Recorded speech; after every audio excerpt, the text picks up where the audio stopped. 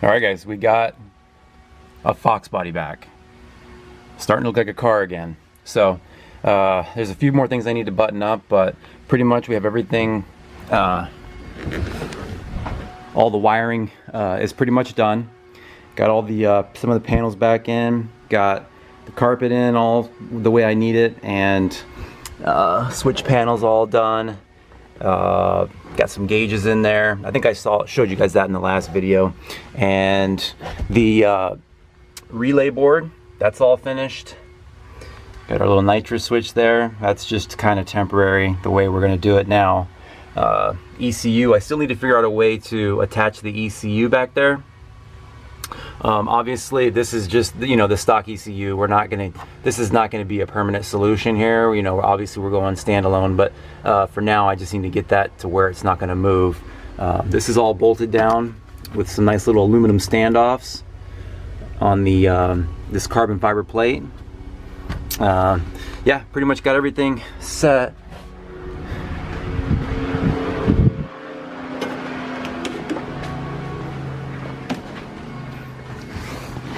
So yeah, we have basically everything is wired up here. We have the starter, fuel, the main power, secondary main power, and the lights. So basically you're going to turn on the ignition switch, and that's going to trip this relay and also this relay here, which I use two relays because there's quite a bit that needs to be run off of the ignition. And you know, one is going to be going to the injectors, the ECU, the other is going to be going to the igniter and the coils, and a few other things. So, and then I jumped another board off of that, which is gonna, so like, you know, when you, in a normal car, when you turn the ignition on, it turns a bunch of things on. So that's the same way I did it on this. You know, it turns on, when I turn the ignition on, it turns on the wideband, the ECU, just a bunch of different things. The nitrous, I'm sorry, not the nitrous, the fan relay. What else? Just other things that you would want to come on with the ignition. So yeah, it's I also have a little LED voltmeter that I mounted to there. I got that off Amazon. You could check those out. Those are pretty cool. All it does is basically I hooked it to you know, the power ground and switched power, and it'll tell you what your battery voltage is, so I know whether it's charging or not. So yeah, basically that's it. Everything came out really good. I'm happy the way everything turned out. But today what I want to do is, you know, like I said, I got the mostly electrical wiring buttoned up. I don't know if I showed you guys that. I got the all the loom all done for all the injectors, the coils, nitrous line is all loomed. Nitrous line goes through here with a grommet there, grommet there, grommet there. So everything's grommeted. And then this grommet here was originally on that side, and I just pulled it over here, cut a hole in the Scott rod panel, and then I actually split it because what I wanted was, yeah. So what I kept in mind when I was wiring this car, I kept in mind that I know things are going to be coming back out. I wanted to make it so it's not permanent. So I can take that half of that split loom off. I can take half of that panel off, and then get to the loom and pull everything out. Like I could pull the entire harness with all the connectors and everything right out of there really easily. And so if I needed to pull the motor or something like that, there's, for the nitrous line, there's connectors inside here, okay, that can be quickly disconnected. You know, basically, like I said, I just kept in mind that I can disconnect everything and then just yank this motor out here if I needed to. So, but anyway, so in this video, what I want to do is we're going to do the anti-roll. So, like I said before, in another video that I know people have, there's videos on how to do an anti-roll bar in a Foxbody. This is nothing new, but you know, I don't know if maybe something I do will give you a different idea or whatever like that. There's a few things I do that are a little bit different, I guess. I don't know, but So let me get to that. I'll put the camera underneath the car and we'll start marking off where the plates need to go and start kind of die grinding off the metal to get it ready for welding. So we'll do that. See there?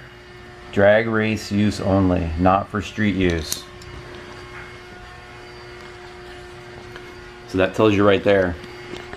So that tells you right there it's a race car. So okay, so my first impressions on the actual quality of it is pretty good. I like the way it's really smooth. Like I remember I told you guys that the Team Z anti-roll bar has like a bushing in here, and it never really ran this smooth. I mean, this is like, you know, like look how smooth that is. So I don't know. I mean, I've heard that these fail, and we'll see. I don't know. Well, I know when I weld it in, I'm not gonna do a lot of welding. Only gonna tack, you know, maybe like an inch here, you know, just in case it has to come out. And also, you don't want to overheat this too. I know that could cause some failure. So what I'm gonna do is I'm gonna wrap a wet rag around this when I'm welding it, so this doesn't overheat whatsoever, because there's like a rubber seal in there. So I could see how that if you welded this and just were like, you know, welding the whole entire thing and welding this whole entire, like I could see this heating up and melting that rubber. So, and then if that rubber melts, dirt gets in there and your bearings are done. So, but we'll give it a shot. I mean, worst case scenario, you know, if they fail, I'm not going to have very big welds. You know, I'm going to have just spot welds. I can just grind them off and replace these. So, yeah, we'll see. Let me see if I can get it fitted up in there and see how it looks.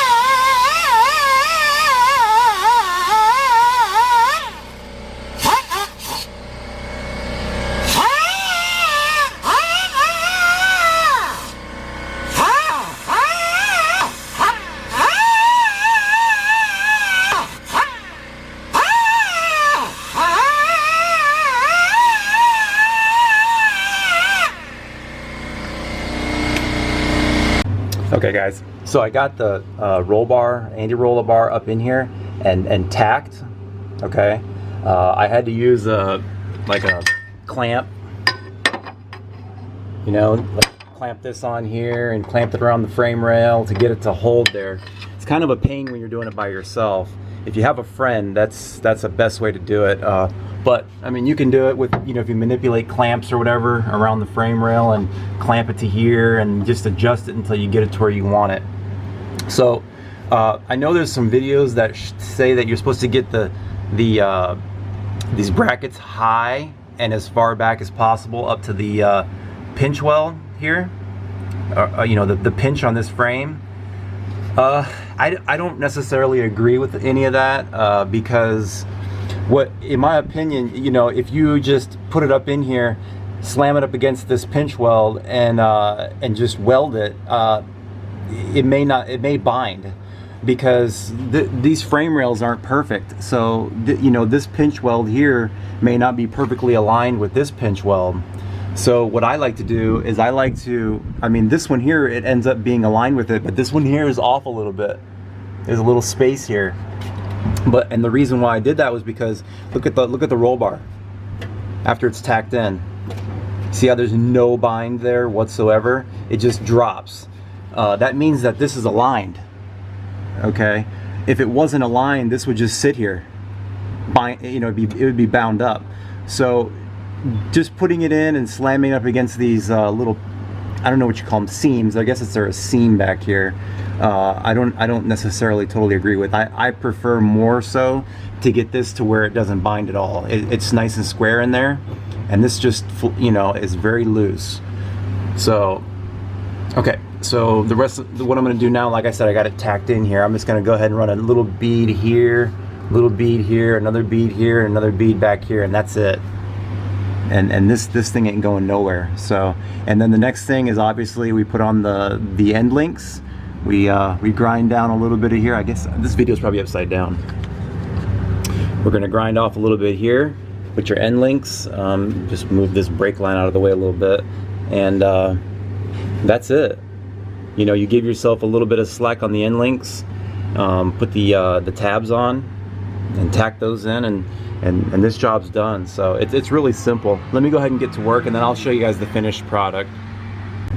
Okay, so I got the welds all done, all tacked up. It's not the great, I mean, not tacked up, but finished welded. You know, like I said, I was just gonna weld here to here. They don't look that great, but they'll do. So at this point, you put the rod on, you know, the adjustment rod on, and you make sure you have at least, I don't know, there's probably like 8 to 10 threads sticking out on each end. That gives you adjustment. You'll never need that much adjustment, but that's what I did.